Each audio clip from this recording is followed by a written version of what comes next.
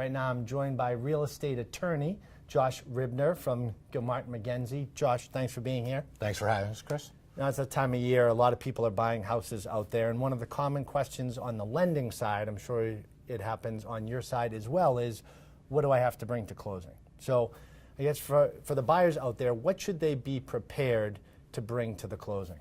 No, great question, and like you, one that we get all the time.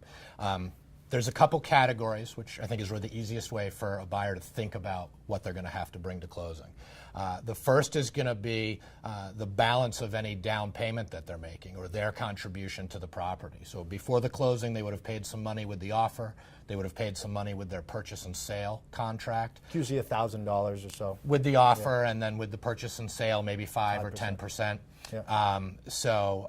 Due at closing would be any additional amount that they're putting down for down payment towards the house. Then on top of that, we would add any closing costs, so the hard expenses for the transaction.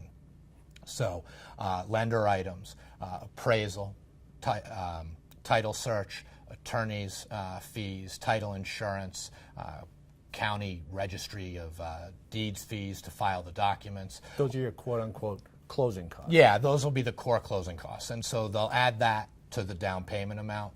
Then to that number, we're going to add prepaid items. So any prepaid interest on their loan that they're paying for the balance of the month in which they're closing.